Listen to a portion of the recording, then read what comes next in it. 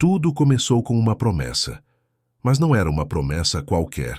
Era o tipo de juramento que atravessa décadas, orçamentos falidos, tentativas frustradas, e mesmo assim sobrevive. A promessa era enxergar o invisível. No final dos anos 90, enquanto o mundo celebrava as imagens do Hubble, um grupo de cientistas fazia uma pergunta incômoda. E se estivermos vendo apenas a superfície? E se o que realmente importa ainda estiver escondido? Eles não queriam apenas capturar estrelas. Queriam voltar no tempo, ver antes da luz, antes da própria luz visível.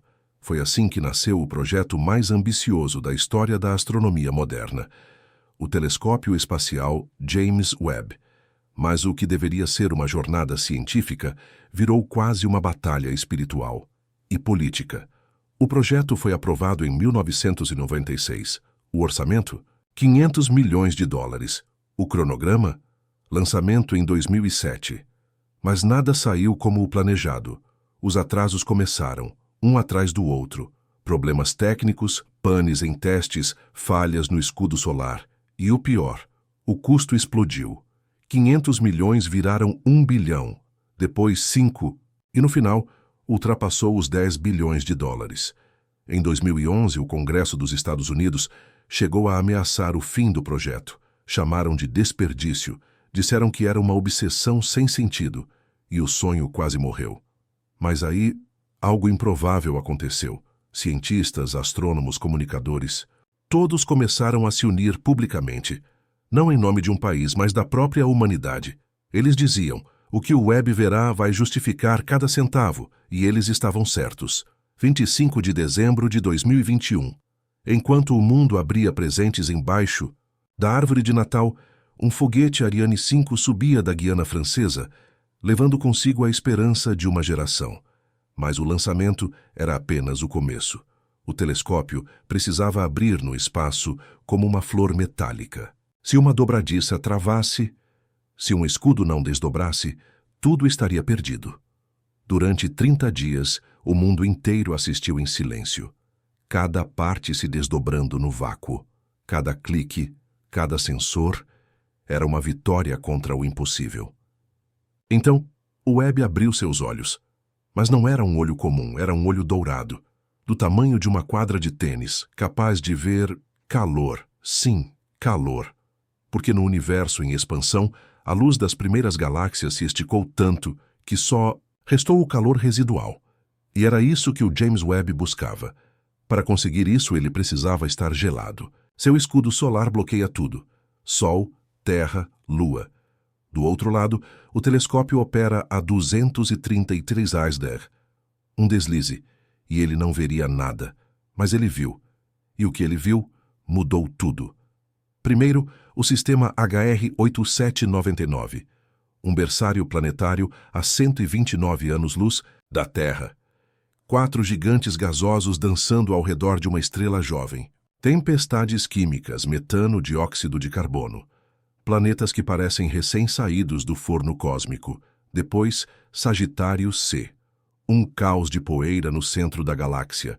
Mas o Webb atravessou tudo e revelou mais de 500 mil estrelas em uma única imagem. Estrelas nascendo, protoestrelas crescendo. E uma delas 30 vezes mais massiva que o Sol. Mas não parou por aí. A galáxia GSZ-13, distante 13,4 bilhões de anos-luz. Era para ser caótica, difusa, imatura, mas era brilhante, organizada, como se o universo tivesse acelerado sua própria criação. E aí veio a pergunta: será que entendemos errado o tempo? Talvez o universo tenha se formado mais rápido, ou talvez esteja escondendo algo. E se o que vemos não for tudo o que existe?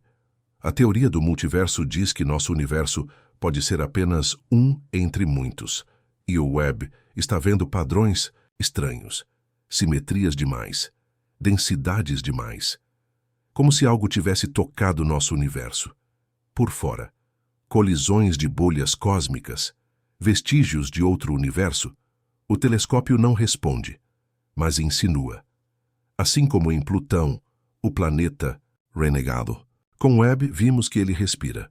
Sua atmosfera pulsa. E sua lua Caronte parece interagir como se fossem dois planetas em coreografia. E mais, sinais químicos sugerem que algo está acontecendo ali. Não vida, mas o pré-vida.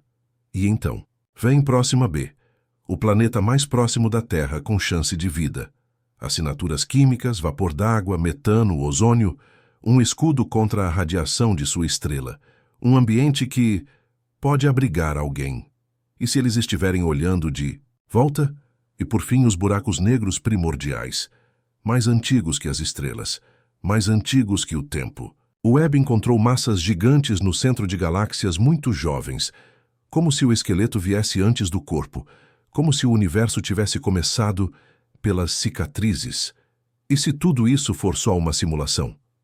Padrões demais, geometrias demais. Será que o Webb está vendo o código da realidade?